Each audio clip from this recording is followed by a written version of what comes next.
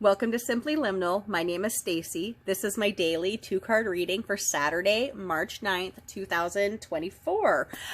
We are back to the Urban Crow Oracle by MJ Cullinane. This was the first deck I worked with when I started posting these readings on this channel. It was not my first Oracle deck. I haven't brought that out. I'm kind of saving that for like May, that sort of Beltane shifting of the veil energy. But today we're working with the Urban Crow Oracle. Like I said, this was the first deck that I worked with around the winter solstice, and now we're pushing close to the spring equinox. That's just about a week and a half away from us. And counting it out, this is the beginning of my 12th week, or this marks the 12th week that I've been posting these Oracle readings. So that's sort of a big number for me. It's kind of like a completion of a cycle, like we see in a calendar year or in the zodiac, coming to full circle, which we're close to. You know, Aries is just around the corner. We're still in that watery Pisces energy, but it's kind of churning around, and that fiery Aries energy is coming for us. I will say this about the month of March. I always think March is a little bit uncomfortable. It's a weird month. It feels very shifty and the energy is intense. And a couple days ago, I started noticing crows. Where MJ Cullinane is at, there are crows all over in the Seattle area. Where I am at in the Northern Hemisphere, we don't have a lot of crows. They pass through every now and then. So when they do, I pay attention because I think that crows are great messengers. They're there to catch our attention and tell us something. So I'm happy to be working with this deck again. When I seen those crows the other day, I seen one day, two the next day. I didn't see any today, but we're in the middle of blizzardy cold weather, so they're smart and they're hunkered down somewhere taking care of themselves. But I believe that that was my sign to pull this deck out and use it again. So I'm excited to do so. So before I start any of these readings, I always open a circle of light and love and protection around myself. Kind of look at this deck. It's so beautiful. And it's held up over the years. It's a really good quality deck. I open a circle of light, love, and protection around myself and these readings, and that extends to these readings. No matter when you watch them, know that you are protected, whether it's today, tomorrow, next week, next year. I also believe that whenever you find this reading and you listen to this message, there's something there for you that you're meant to hear. Doesn't matter if the date matches. Spirit doesn't work with our human calendar, you know. Well, that was a terrible shuffling job I did there. Spirit doesn't work with our calendar system. Spirit works on its own timeline. And so if you find something in this, wow, I need to concentrate on my shuffling because this is a deck that's easy to shuffle. So any problems here are me. Yeah, and have nothing to do with the deck, and I can fully admit that. So know that you're protected. And the other thing that I want to mention is that I think that crows are incredibly liminal birds. They're really tied to the veil, like in between where messages come. And I think that liminal spaces are something that's kind of a time of day, like the dusk or the dawn, where we're kind of in between, like doorways, gateways, pathways, always at an edge of something new. And that's when we're so open to messages. And I think that oracle cards are a beautiful and simple way for us to be able to have spirit give us these messages. So, two things that I look at every day in these readings. I look at the energy. That'll be the first card we pull. And the energy is the force that's directed to us from the universe. And kind of lets us know what's going to be going on in the day. And then our focus is our intention, effort, or response that we put back into that energy. Because, you know, we're co-creating here with Spirit. Spirit gives us something, but we are part of this big puzzle.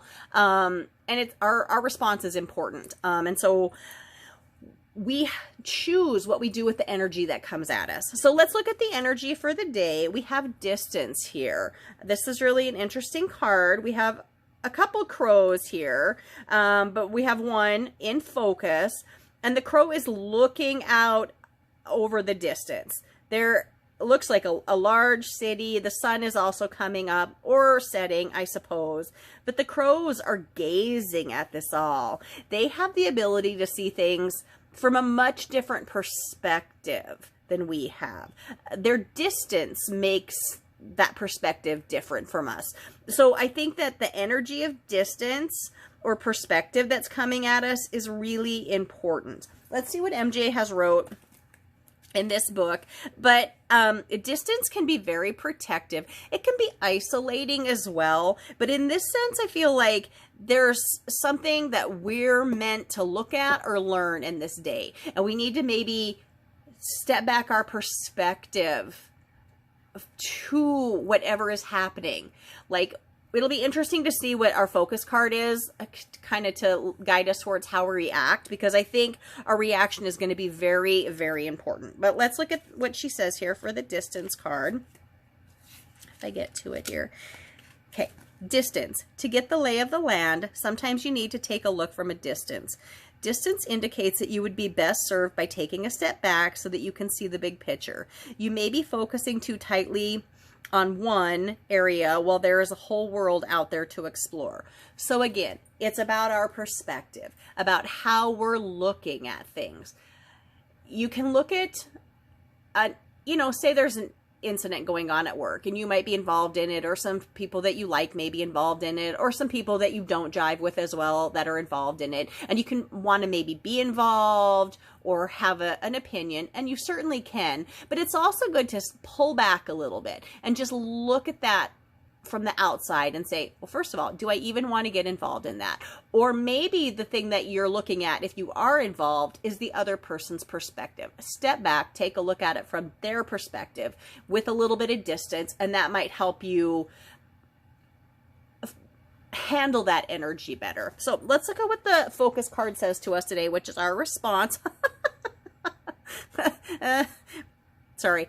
Sometimes I laugh a little bit when I'm uncomfortable, not in a bad way, but I'm just so amazed sometimes by how the messages correlate. This is perspective. This is the perspective card.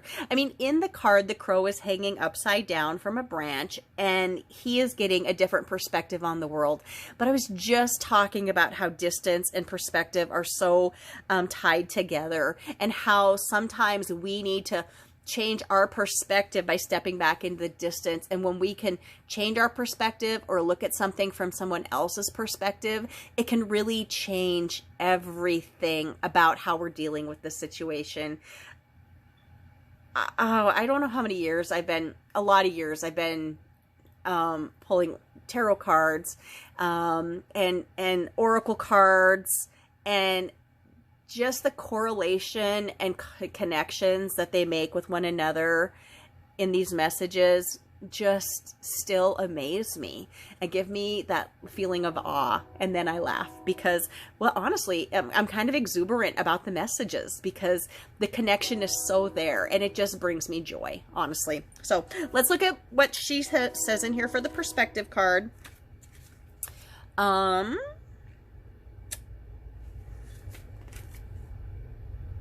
Oh, here it is. Okay.